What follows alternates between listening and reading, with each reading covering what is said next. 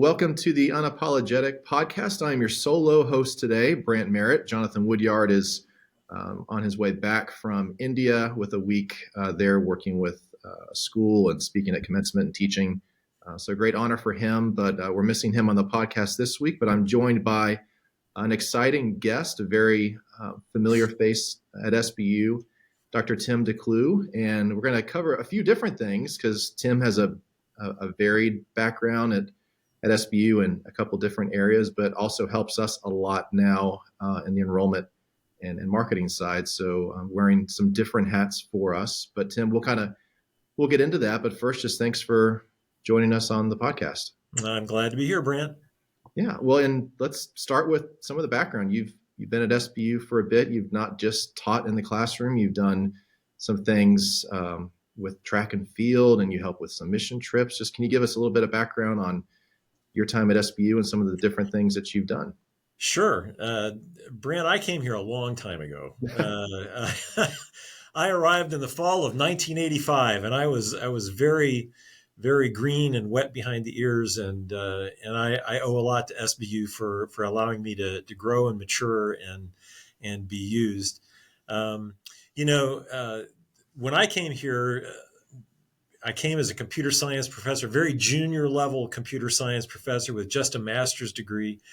And I began teaching computer science. And the first semester that I was here, because I had competed as a track athlete in my undergraduate experience, I went to the cross country coach, which was the only program they had at the time. And I said, hey, if you need some help, I'd be happy to do that. And so through a series of events, I not only got to help, but became the head men's and women's cross country coach. And by the next year, we had started a track program. And so I became the head men's and women's track coach as well, and did that for 4 years, as well as teaching computer science. And at the end of that time, one of my chair of the department came to me and said, Tim, I know you're having a lot of fun coaching and teaching, but if you want to stay here long term, you're going to have to get a PhD. And so you might want to start thinking about how that's going to look. And so I retired from coaching and went and got a PhD, and took about 4 or 5 years to do that. And again, SBU gave me the flexibility and to do that, and helped our family to make that happen. So like I said, I owe a lot to SBU for all of those years when they supported me. So I was a track athlete, and that has moved forward to today. I can't run very much anymore, but I do a lot of cycling. Yeah, a lot of cycling. I do, and so for the last couple of years, I've led a small mission trip on cycling with an organization called the Fuller Center for Housing. They are like an evangelical Christian version of Habitat for Humanity. And essentially what we do is we ride our bikes across the country, and 5 days we'll ride our bikes. One day we'll stop and we'll work on some poverty housing where someone doesn't even have a warm place to sleep or a place that's dry.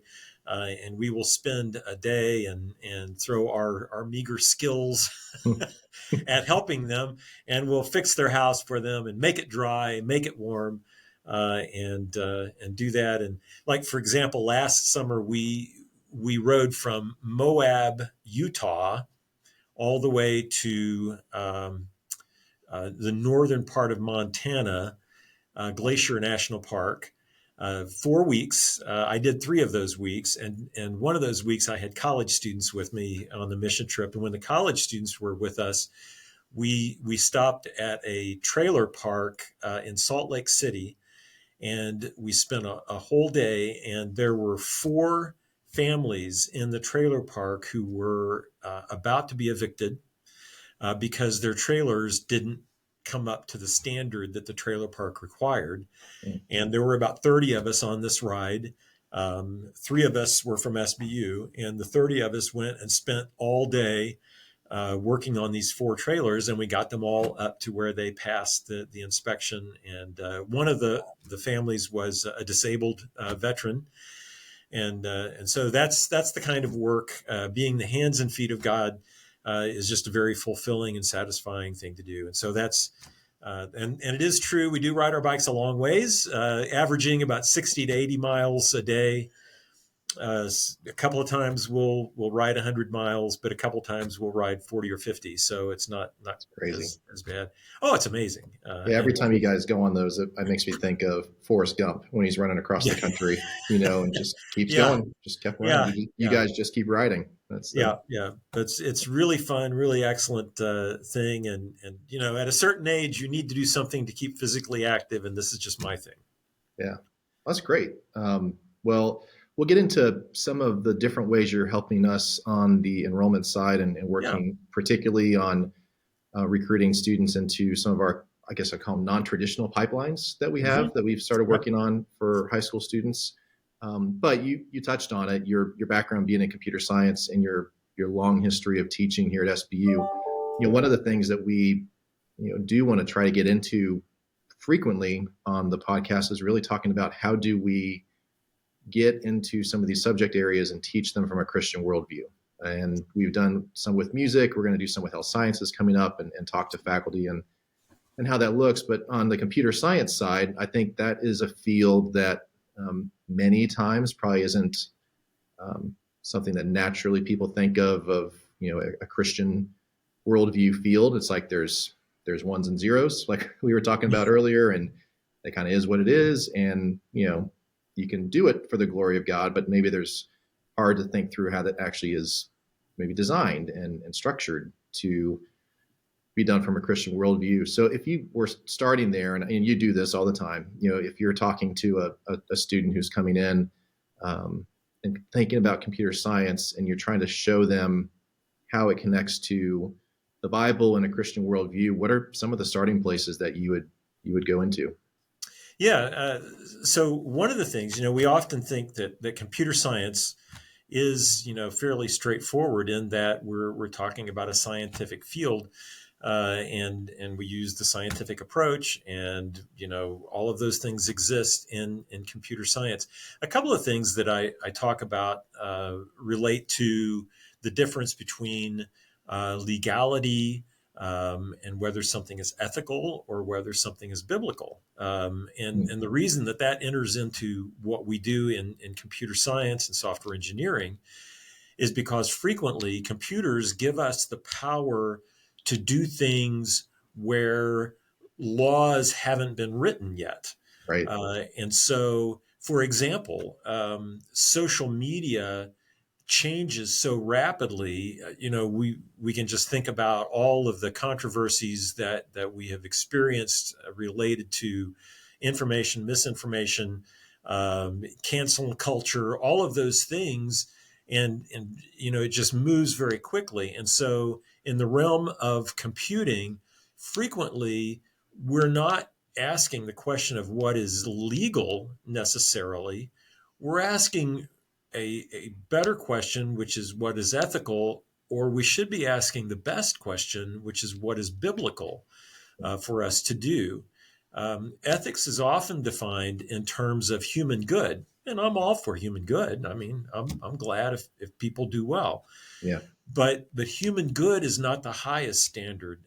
God's standard is the highest standard, and frankly, it is the north star of what we do. One of the reasons why I make such a strong and passionate case for students studying computer science and engineering within a Christian worldview, within a Christian university, is because we can answer those sorts of questions with profoundly deep and biblical answers. Whereas I know ethics is treated at pretty much every university, but the answers aren't nearly as deep or as profound as what we can address from within a Christian context. And so, when we talk about cybersecurity, we have to understand that we are protecting people's livelihood, their information, their data. And what better place to study how to do that well than from within a Christian worldview? So that's one of the ways that enters into what we do here at SBU. Does that, if I'm thinking through, it's almost just even ethics and morals for us individually and how we live our lives. If we do it through a biblical lens, it's can be limiting, and people don't like limits necessarily on how they live. And when you work that out in computer science, I'm assuming that also kind of becomes limiting, maybe in the type of things that you would create or work on. And is that a balance that you work through when you're teaching and even working Well, on projects? I've got a different answer for you. Okay. So I see teaching from within a Christian worldview not as limiting, but as being very freeing.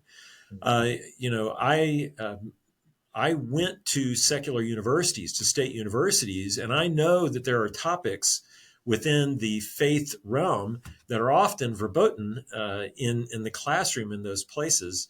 I was often, well, I had one professor who referred to me as the metaphysical one because he knew I was a Christian. But we could not talk about Christian ethics, Yeah. even though those were the deepest and those that I hold most closely.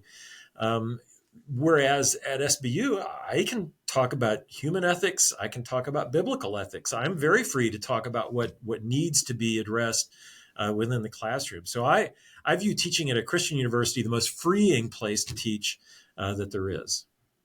Yeah, that's great. How as you're teaching students from when they first come in, because a lot of students are probably going to come in computer science, not having had a wide breadth of experience with it. I mean, I think it is more and more being taught in schools, and school districts are making a big push to put it into high schools for students to really learn. But Sure. a lot of them may not come in with a lot of that foundation. So, how do you balance the X's and the O's, or the ones and the zeros, I guess, on the Yeah. when they come in, and then when do you start kind of weaving in the Christian worldview, and how do students react? I mean, what are some of the ways you've seen students really start to embrace or maybe be challenged by thinking about a scientific field like this through a Christian lens? Sure. Well, actually, what I have seen is that students who do computer science, and I should point out we have 6 different degrees within the big umbrella of computer science at Sure. SBU. We not only have just a pure computer science degree, but we have the first engineering degree at SBU in software engineering. We also have information science, which is more of a business flavor. We have a web systems and design degree, which is an emphasis on design, human interaction, human experience, UI, UX, that area. We have cybersecurity. In fact, we are the only ABET accredited cybersecurity program at an evangelical Christian college west of the Mississippi River. There's Yep. only 2 in the United States. And so it's a big, strong area here. And we get lots of really smart students. And if you drop a really smart brain into an area where ideas of legality and ethics sort of are always bubbling near the surface, eventually they begin to ask questions related to, well, okay, I can see why you would want me to answer this a certain way on a test, but why is that right? I mean, why? Mm-hmm. And that's where being able to refer to a biblical Christian worldview that acknowledges that God is the author of all of our knowledge, and that God gives us all of these abilities that we have to build software, to design software. God is a creator. He created us in His image, and therefore we have that spark of creativity in us. It's one of the things that we talk about sometimes as it relates to AI. And so human beings are creators, just like God is a creator. And so, in order to answer those profound questions that really smart students have, I think it's best if you have a grounding and a foundation from within a biblical university. Yeah, that's great. You set me up here on AI, which I know we're not going to get all the way in the weeds on all the complexities of AI because it's kind of an endless topic the way things are going at the moment. But when you are now interacting with AI, both as a teacher, you're seeing how maybe you can benefit from it, how students are benefiting from it, but then also how it interacts with the fields that you're so passionate about, software engineering, computer science, um, and raising maybe new and different ethical questions that we didn't necessarily have to deal with before. So there's kind of a couple different things where I think AI is entering into the equation. So if we take it just from the practical tool side, Mhm. how are you seeing it integrated in the classroom? What are some ways that maybe you've taken advantage of it or encouraged your students to use it in different ways? Yeah, and it is a great tool. And I expect it to get better, just like all tools. There was a time when we were driving around with a horse and a buggy, and now we ride around in cars.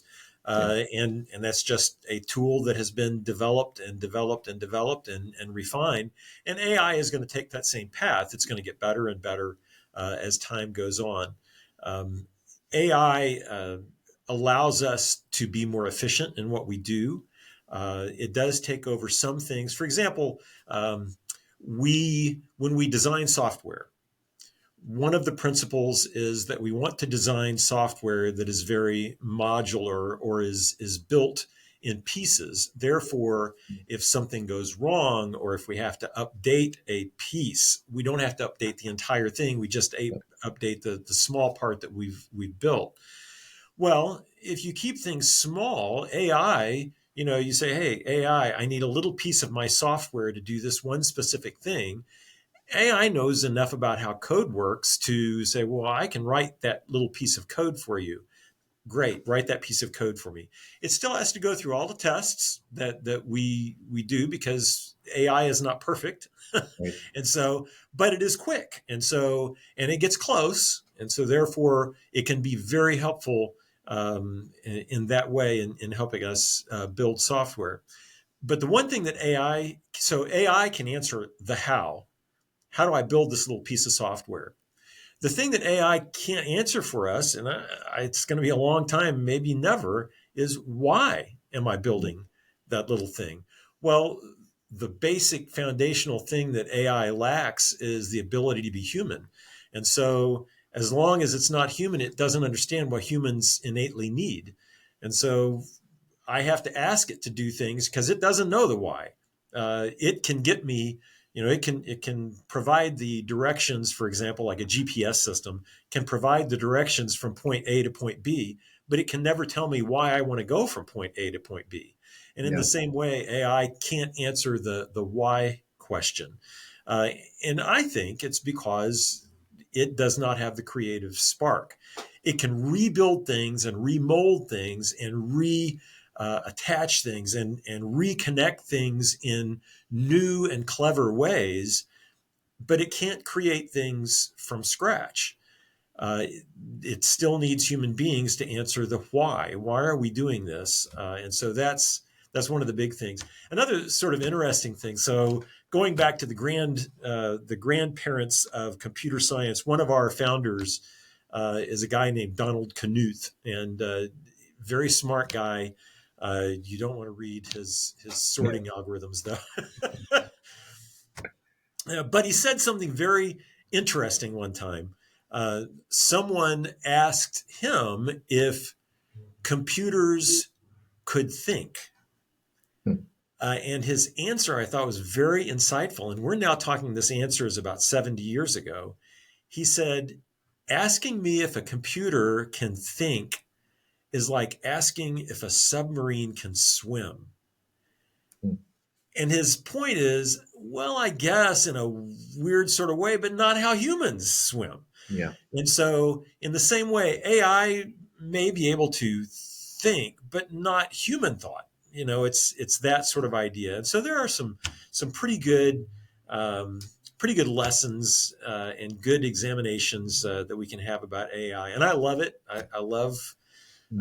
having AI around. It's a great tool. I love using it, and it helps me think.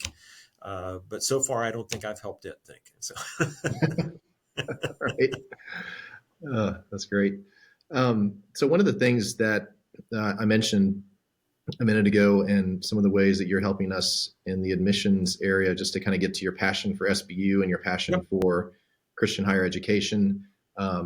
So even before I got here, you had been on the front lines of starting what we call the SBU Academy, which is sort of a different entry point for high school students to start getting some college credit and get on campus and sort of see what SBU's like and get plugged in. And then within the last year or so, we've taken on this online dual enrollment platform that we've called SBU Prep that provides pretty accessible, not just from a technology perspective, but even a cost perspective, college level courses for high school students to get dual credit, or I guess be dual enrolled before they come to college.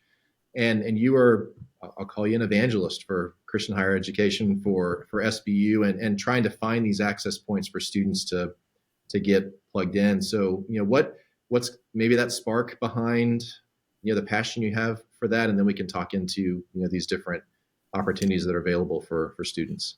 Sure, Brandt. One of the things that I like about working at a small private Christian university is that universities like SBU can be very nimble, and they can be quick. They can enter and turn and do things that maybe a larger university would not be able to do. And so you're talking about a couple of programs that are examples of how SBU has been nimble and quick, and the first through the door, as opposed to waiting for others to do things and seeing if it works out.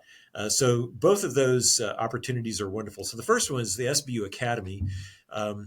One of the trends in K-12 education is that, particularly in parts of the country where there are a lot of small rural schools, we find schools going to a 4-day school week. And one of the reasons that those schools make that decision is they need teachers, and teachers love 4-day school weeks. Yeah. And so we have lots of school districts, 11, 12, 13, that are within about an hour's drive of SBU that are all on a 4-day school week. And coincidentally, maybe not coincidentally, but they all are off on the same day. They all take Mondays off as the day they don't go to school.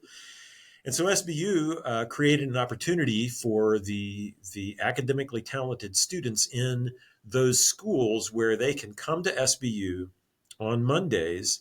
They can take 2, maybe even 3 college classes face to face with our faculty that we have here, PhD qualified faculty. They can get the access to that kind of knowledge and instruction in a classroom experience. We feed them lunch, and we give them access to all of our facilities on campus. And then they go home at the end of that Monday, and the rest of the class that they're taking with us is online in a normal way. And so really, from one perspective, at least, it's the best of both worlds. It has the convenience and accessibility of an online class, but it has the quality and the individual perspectives, the ability to ask questions immediately in class to a professor who is knowledgeable, and all of those things that we know. And frankly, face-to-face education, I mean, I love online education, but face-to-face education is still the gold standard Yep. of education. And so that's what we're providing with the SBU Academy. It's really an amazing opportunity. The other nimble program that we have is called the SBU Prep platform. And on the SBU Prep platform, we've done something that I think is incredibly innovative and is just an amazing opportunity for high school students. So we have currently 17 online classes that are dual credit classes that students can take. Now, these are all totally online. Right. But the thing that makes it nice is that most small private schools like SBU, we just don't have the kind of resources to undergird a large menu of high quality online courses targeted at high school students. I mean, our mission is for college students. And so we just don't have the ability to do that. So we partnered with several other great evangelical Christian colleges. We pooled our resources, which is the innovation part. I don't know that that's going on anywhere else. And we were able to, with the help of this consortium of Christian colleges, we were able to place out there for students a menu of 17 courses that are all college level courses, all dual credit courses. And with 17, that's a big menu with a wide variety, Yep. spanning everything from English to college algebra to art, you name it, and there is something on there. So those are two ways that SBU has been incredibly nimble, innovative, and forward looking in the way that we offer opportunities to high school students. Yeah, and it's really beyond just the chance to take courses and be exposed to college level coursework. This is really one of the ways I think that we're addressing affordability. I mean, if you're a high school student who, to your point, has the aptitude, but then also just the willingness to take on a little bit extra work, the price point for whether it's academy or SBU prep, you're talking a few $100s for the course, not per credit, between $150, $300 potentially per course. And well, let me be specific. SBU prep, $300 per course, and the academy is $375. Where do we land on it? $375 per course. $375 per course, because we are feeding lunch. Lunch is included in that. Parking is included in that. Facilities are included in that. And so it's really, really quite an opportunity. Yeah. And so if you're at $300 to $375 per course, and if you take 5 of them, over the course of your high school career, you've knocked out a semester of college. I mean, you're, and that then is ultimately saving you the cost of what that semester would be as an undergraduate student. And so for a minimal expense on the front end to take some courses that, require a little bit of extra effort, potentially on the front end of balancing high school and balancing a college course, if you spread that over maybe your junior, senior year, take a few courses, you've saved thousands of dollars over what the cost would be to attend any school, let alone SBU, because we are giving the credit for this. We certainly want to incentivize students to do that and come be a full-time SBU student. We have a scholarship tied toward students who take dual credit and dual enrollment with us, but these are courses that can transfer to other places as well. So I am encouraged, and we've had hundreds of students, just over the past year participate, and have been encouraged to be able to offer this and see it be effective and resonate with families. And I do anticipate it growing, because you mentioned on the SBU prep side, the consortium we work with, Campus EDU is a partner that kind of helps pull all these resources together. And I don't think we're going to stay at 17 courses. I think that'll grow and there'll be more courses available. Yeah, that's just right now. Yeah. That has grown from an initial offering, and so I would expect to see that continue to grow and the course offerings even to expand from there. Yeah, and it's a good mix. I mean, there's some religion courses, there's some English, there's some art, computer some science, ethics, and there's a computer science, cybersecurity intro course that we have as well. So it's a pretty neat tool that I feel good that we've been able to be on the front end of it. And the other thing I'll kind of mention that you help us with is you really just like going to high schools and talking to students. You do sort of mini lectures on computer science. You talk about these innovative programs. Has that always been maybe a passion to go visit high schools and kind of tell the SBU story and help those students kind of see their spark, or where did that really become a thing for you? Well, yeah, it's for a long time, I should say. Yeah. It hasn't always been, but for a long time it has been. And I guess, I don't know, I'm just going to tell the story. I'm just going to throw it out there. So one of the things that we realized when pretty early on with regard to SBU having such a strong computer science program, there's really nothing in our name that sort of screams quality computer science. The joke that we have about Southwest Baptist University is we have 3 words in our name and 2 of them work against us because we're not in the Southwest. We're not denominational in that we accept anyone, right. But we are a university. And so, so there's nothing there. So I realized that, if high schools are going to know, and if students and families are going to know that SBU is a premier place to study computer science, software engineering, and the related disciplines, someone's going to have to tell them. And so I began going out probably about 2002, visiting high schools. And my deal, I guess, is I will come and I will teach a computer science lesson for about 40 minutes of a 50-minute class period, and expose your students to some cutting edge computer science, and put it in a way that they can understand it, that they get the insights as to why it's important. And then I'll spend about 5 minutes talking about why computer science would be a great career for a lot of people, and connecting it to something that they know. Normally, I talk to math classes, and so students all take math classes. And there's a pretty genuine connection between math and computer science. Yeah. And so I can relate it to math. And then I spend the last 5 minutes just telling them a little bit about SBU and why it would be a good opportunity.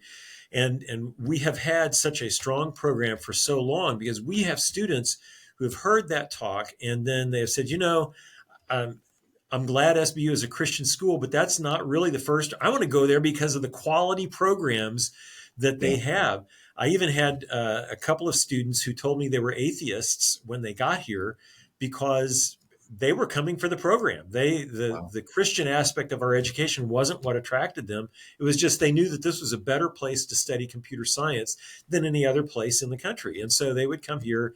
And of course, we have people, alums, who work for Intel and Microsoft and Google and Alphabet and Amazon and Boeing and Lockheed Martin, and you name any big American technology company, and we have alums who work there. Maybe not hundreds, but we have students who graduate from here and work there. And the reason is because we're giving them a cutting edge education here. And so I just felt like that was a kind of gospel, not in the biblical sense, but a gospel, the good news that I needed to tell others. And so I'm still doing that. The lessons that I teach have changed slightly over the years. I'm now teaching a social engineering lesson too, so they get to choose. And so, I've been going out for a long time, and I've enjoyed that. It is a great honor, and it's a privilege, and it's just a blast to meet students when they are still sophomores and juniors and seniors in high school, and watch them progress and come to that decision where they realize that SBU is this amazing place, and then come to school here and watch them go through our program, and then watch them go out and start doing amazing things on a global scale for these companies that are multinational corporations. Just incredible. And I should point out, that's not the only endpoint. I mean, we have students who go out with a degree in computer science, and they're missionaries. And they utilize that knowledge to build startup companies in countries that won't allow traditional missionaries in, but they will build a company and employ local folks in countries all around the world. And it's just an amazing, amazing story to tell. Yeah, I was just blown away on a personal connection with it, because right before I came to SBU, I was working for an insurance company in Florida doing marketing for them. And it was a workers' comp insurance company. And one of the big platforms that we used for a lot of our programming and underwriting was Duck Creek. And then, find out about Started SBU, by one of our interview alums. process. Yeah. And it was founded in Bolivar by SBU alums. I mean, crazy. And now it's a worldwide global technology company that serves Fortune 500 and beyond with their technology. So, I mean, the proof is in the pudding of really how well our students have done and where they've gone to, and then not just been technically sound to do the job, but you and the rest of the faculty have done such a great job of embedding that Christian worldview that they're taking with them out as well.